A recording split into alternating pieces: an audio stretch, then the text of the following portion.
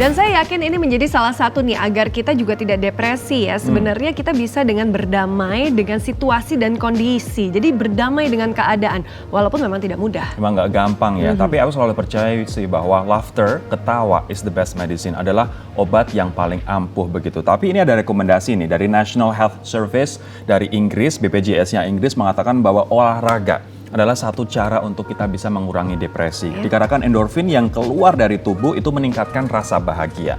Kemudian yang kedua, cerita pada orang yang dipercaya, jangan dipendam. Budaya Indonesia nampaknya ketika kita berbicara pada orang atau curhat pada orang, kita dianggap lemah, cengeng, atau bahkan justru malah dibocorin. Bukan aja itu, kadang-kadang kalau kita curhat terus langsung ada reaksi, gitu aja, orang lain juga ngalamin lagi, itu biasa aja. Benar, gitu itu nggak boleh. Kita juga nggak pernah tahu sedalam apa impact dari masalah yang dialami oleh sahabat atau teman kita yang bercerita ya kan. Jadi kita harus juga berempati dan bersimpati.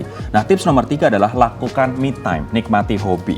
Kemudian jangan beralih ke rokok, alkohol, dan kafein karena itu adalah pengalihan sementara. Kemudian ada juga refleksi diri dan juga ingat sisi positif dari hidup kita. Ingat, setiap hari 5 orang Indonesia bunuh diri. Ini artinya kita pun juga harus berefleksi dan ingat bahwa banyak kok sisi positif dari hidup kita. Iya, dan kita akan lihat nih bagaimana Hayomi Rinjani juga akan memberikan tips untuk kita yang saat ini udah mulai bosan di rumah aja. Kita saksikan dalam tayangan berikut.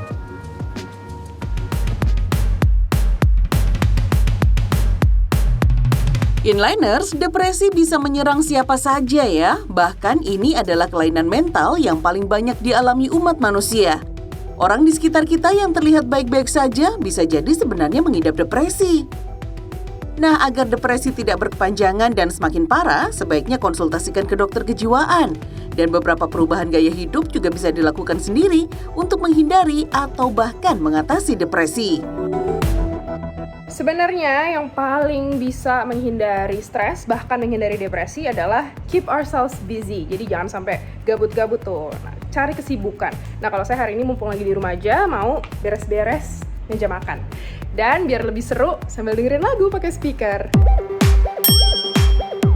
Inliners, berberes rumah bisa memberikan efek terapeutik dan menenangkan loh. Mulailah dari bagian rumah yang paling sering didatangi, misalnya kamar atau meja makan. Suasana yang rapi dan bersih bisa membangkitkan mood. Selanjutnya, lakukan hobi. Sisihkan waktu setiap hari untuk melakukan hobi seperti bermain atau mendengarkan musik. Bisa juga membaca buku sambil bersantai. Buku dan musik bisa menjadi teman baik bagi orang depresi karena memberikan rasa kita tidak sendirian dan orang lain juga mengalami hal yang sama. Bagi sebagian orang, memelihara hewan bukan hanya sekedar hobi, tapi juga menjadi cara untuk menghilangkan stres. Memelihara binatang terbukti ampuh mengurangi gejala depresi dan kecemasan, bahkan mendorong peningkatan fisik. Yang terakhir, lakukan meditasi. Meditasi bisa membuat badan lebih rileks dengan mengatur nafas dan mengosongkan pikiran sejenak.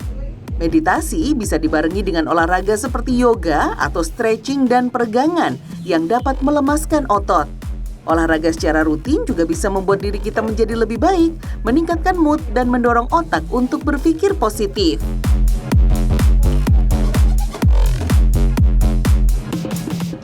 Hidup di serba digital, kemudian dengan persaingan yang begitu ketat, kita pengennya achieve.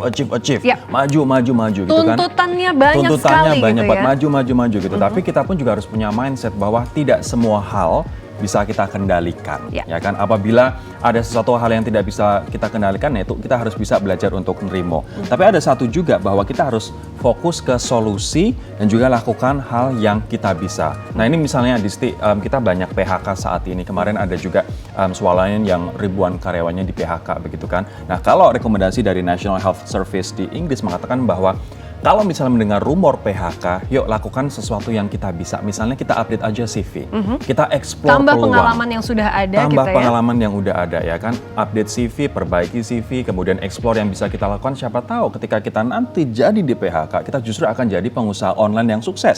Kita jadi petani sukses, kita jadi peternak. Kemarin kita juga kasih inspirasi gimana cara misalnya menernak ikan pari dan juga burung kicau. Banyak banget peluang di luar sana. Betul, jadi jangan sampai kita menutup diri dan justru kita mencari lingkungan yang sesuai dengan kondisi kita saat ini dan bahkan untuk masa depan.